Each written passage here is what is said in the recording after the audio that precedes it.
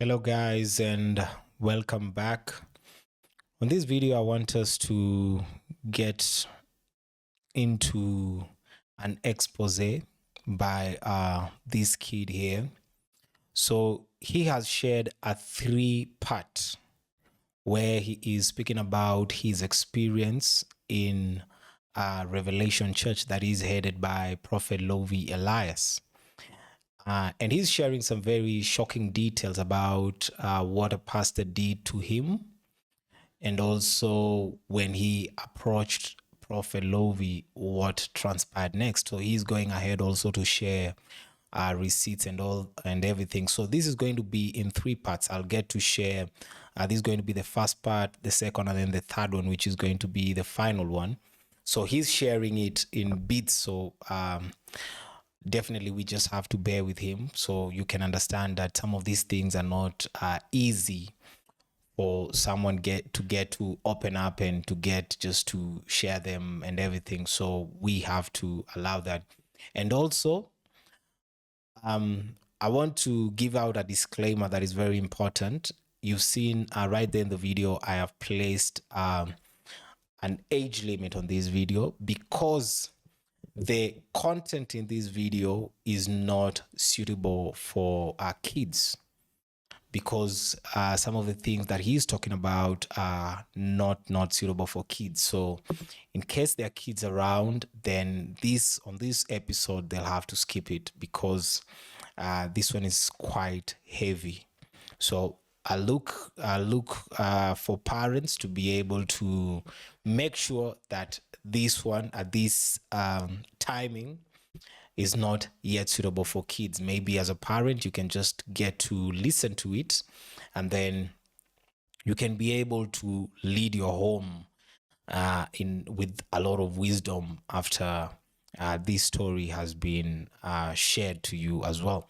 So all these are all allegations because there's no one who has been arrested by the time I'm doing this video. There's no one who has been proved guilty. You know, it is always you're all innocent until you're proven guilty in a court of justice. So all these currently are just allegations, but this is his story. So I'm sharing it. The reason why I have decided to share this, not only this, even others, is that I always share eye-opening conversations. At the end of the day, there's so much for us to be able to learn in all these stories. The reason why we hear stories, as much as we will get to empathize with the victims and even be able to pray for them and all these things, but also there's something for us to learn here. You see, there's something for us to learn here on how now we will be able to even lead our families, lead our homes with all the needed wisdom. So stories are very important. They're very vital because that is how we learn. Sometimes someone might go through something and they choose to share it, not just for the purpose of, okay, I just want to share it for the sake of it. No, maybe there's something for someone to learn there. You see, there's something for someone to learn there. Whether we're going to learn of another side of ministry, maybe there's this side of ministry, a different angle we never thought we had any idea about, and also just to get to know these things so that we are wise in life. We are wise in life, you see. So stories are very important. You know, they are very important. There's always something to learn about stories. This is not gossip because this is his story. He went through this and now he's getting to open up and share about this. So let us get into the video with that being said. Past 5 years I've been attending this church. It's called Revelation. There's other churches within it, and there will be other videos explaining everything that went wrong and everything that happened to me. This video is more just a brief overview about everything and some soft touches here and there. One of the things that went wrong was just there was a lot of manipulation. There was a lot of sexual activities that happened to myself, which I didn't know was true until it happened to me. Was a lot of sexual abuse and molestation goes on at that church. But the assaults, kind of the molestation started when I first came. It would be he and I, sometimes there'd be another person, but it would just be he and I, and we would kind of wrestle. And at first he had said it was for self-defense, and I was like, oh yeah, sure, okay, no problem.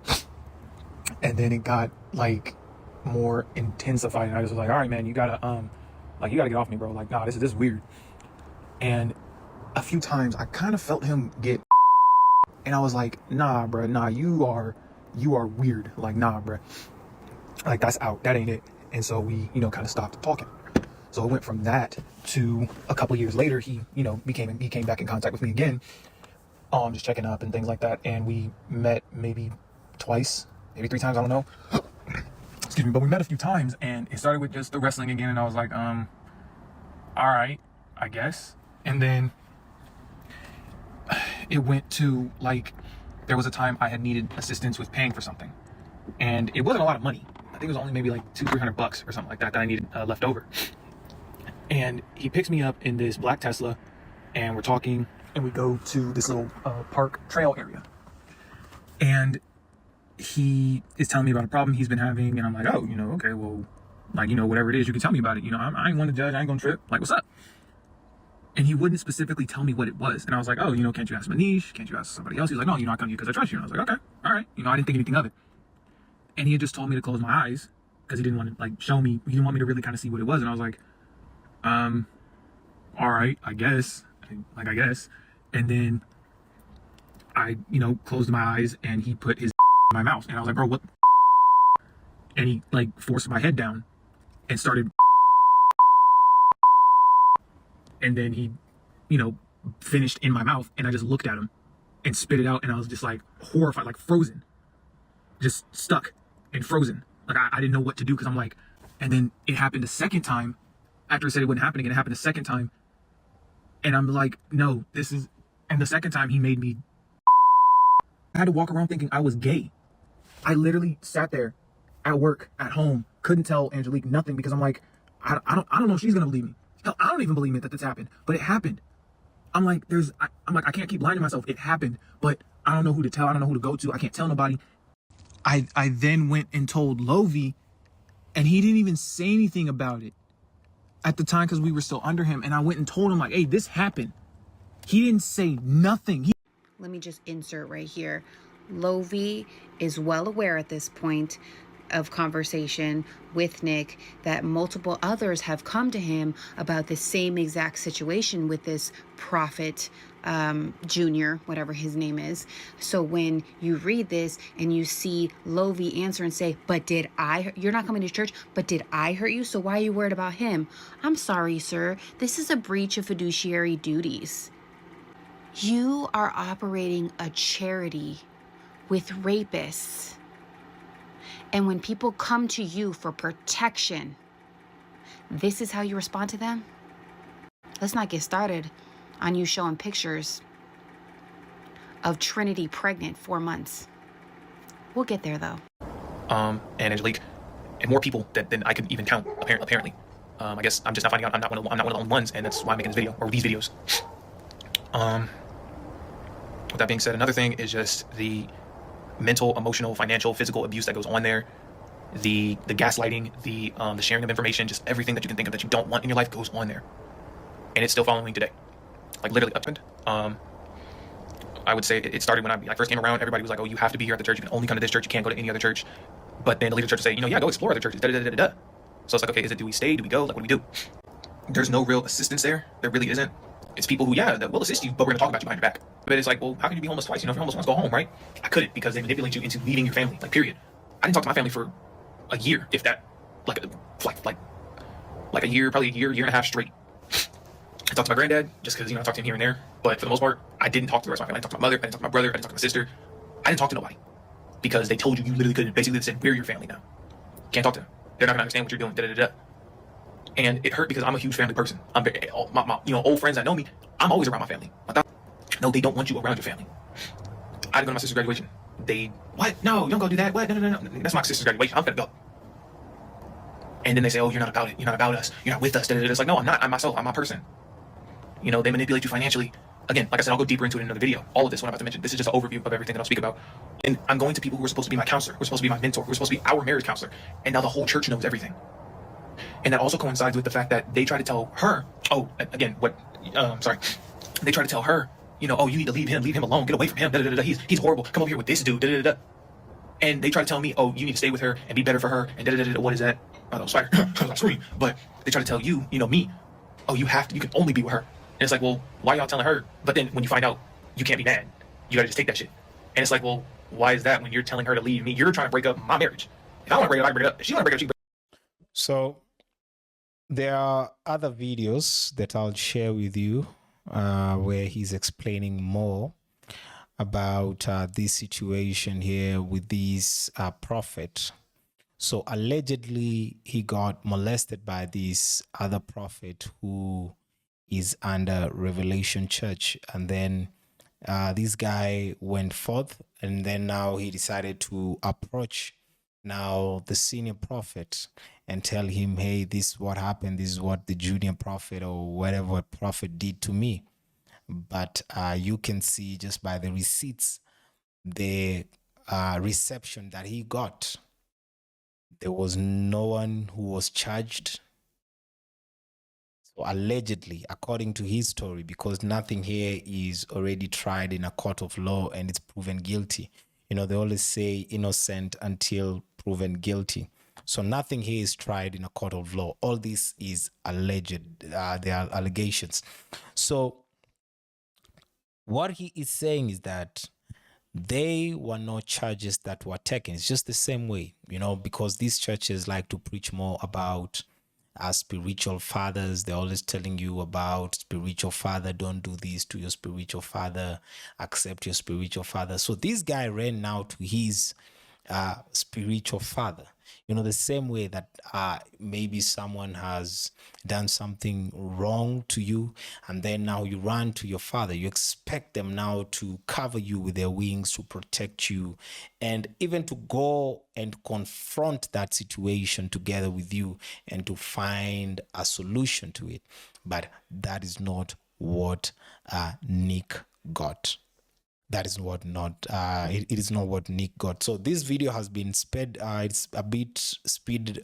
It's a bit the speed has been adjusted slightly to increase the pace because it was quite a long video. But let us go and just hear what Gigi is saying about this story. Gigi Rodriguez, who currently has filed a lawsuit against Prophet Lovy. So Gigi just sued Prophet Lovy. And share something. So let's just hear briefly what she's saying about this, and then we'll get back and watch like a video or two just concerning Nick, and then let's check this out really quick. First and foremost, I am praying for Nick, and I'm praying for his wife and that which they have endured and have gone through. It is very sad, and the things that Nick has shared is very disturbing. To be groomed, to be manipulated by somebody that again calls themselves a prophet and positions themselves to be high and mighty. I wanted to come on here and just share with you all something that I have personally witnessed with my two eyes, and that is that I've witnessed this Prophet Junior guy with young boys on several occasions, and I think that is just important for me to highlight. When I was involved with Lovy and his ministry, I didn't think anything of it, but now that this has come forth, so this is why I'm not necessarily shocked, because I was a witness to all these young boys being connected to this so-called prophets. And I just want to say that I stand with the victims. You deserve to be heard, every single last one of you.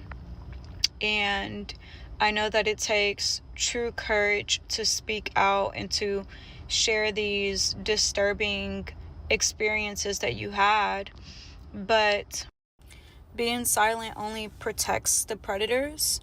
And I think it's so crucial that those of you who have experienced any form of abuse, spiritually, physically, it's so important that you speak out, because by doing so, you are protecting, you are helping God's children to come forth out of darkness and into the light. I think the part that really breaks my heart is the fact that he reached out to somebody. He reached for help and nothing took place. Nothing was resolved. There was nobody removed. Everything was just swept under the rug like it never happened. This is very sad. You know, this is not the church that Christ died for. God is coming for a pure bride. He is coming for a clean house. And first and foremost, I personally don't even believe that that is a church. I believe that that is the devil's playground. These are false prophets, false people that have placed themselves in positions to literally take advantage of innocent sheep and vulnerable sheep. I really just want to emphasize that this is not church. This is not ministry. You know, especially somebody that prior going to Revelation Church, ever coming in contact with Lovy, I was in a church in Indiana and I experienced real church there. And now back in a place where I'm at church again, it's nothing compared to the things that I have experienced and witnessed. And I just want to remind you guys that those that are in darkness, those that are just coming out, that there are churches that care about you, that care about your soul, that will love you like Jesus loves you. I truly can't express the love, the support that I've experienced. You know, the best way that I can explain it is that there are people in this world still that have the character of God, that reflect the heart of Wow. So there's there are other videos, but I'm not sure I want to play them again because these videos are quite disturbing. You know, they are just quite disturbing. I don't think I want to play them again, but you can just get to hear the allegations, some of them that Nick is sharing, and his experience, you know. And the way even Gigi is saying that Nick actually tried to get help, and he actually walked with a lot of wisdom, because you see, instead of him going to get help from external people, he actually went to the very leadership of that congregation. That was a very wise move. But it is very sad that, according to his story, is that he didn't get any help.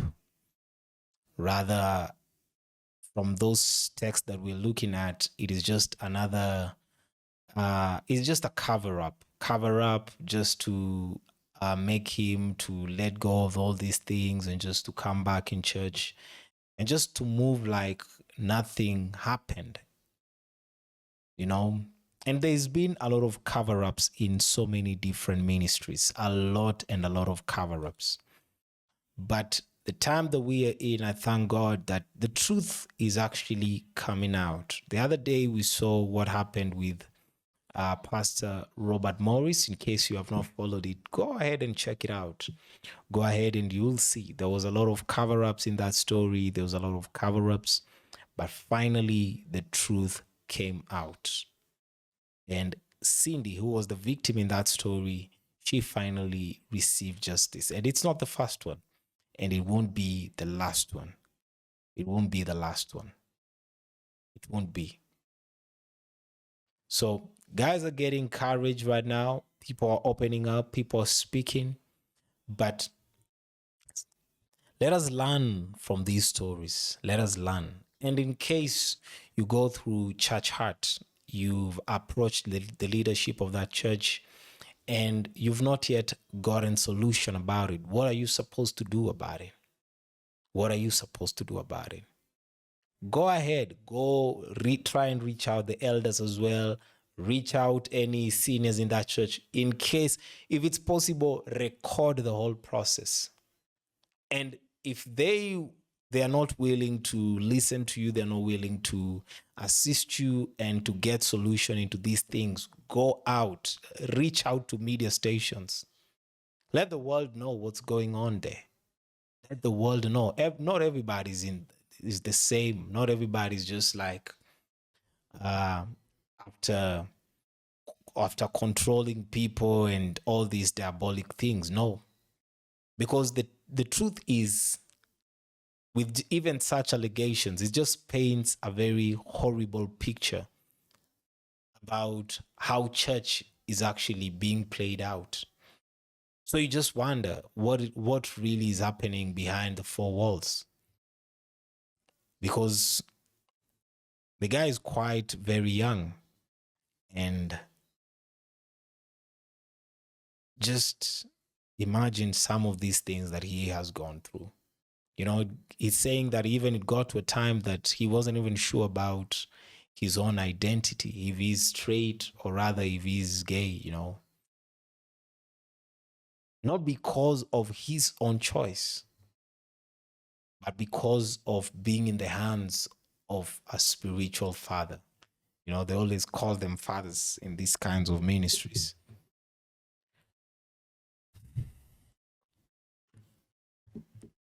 This is terrible. This is terrible. This is disturbing. This is terrible. This is disturbing.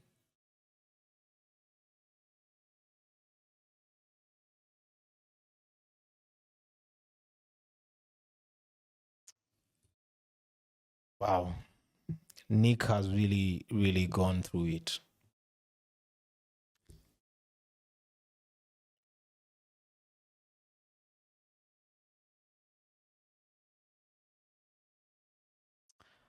Wow. So is this prophet still functioning in as a prophet in the same ministry?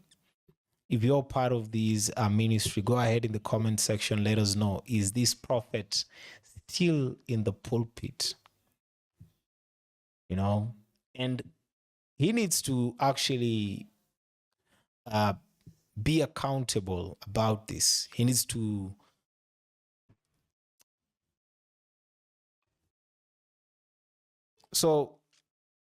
hey, you know, I'm just shocked. I'm telling you the truth. I'm just shocked. You know, you imagine when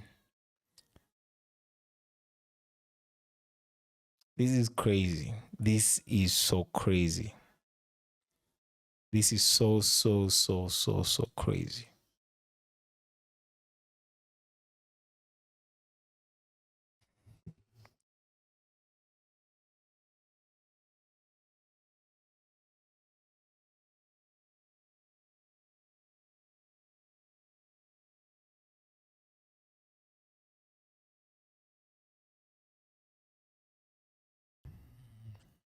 Wow.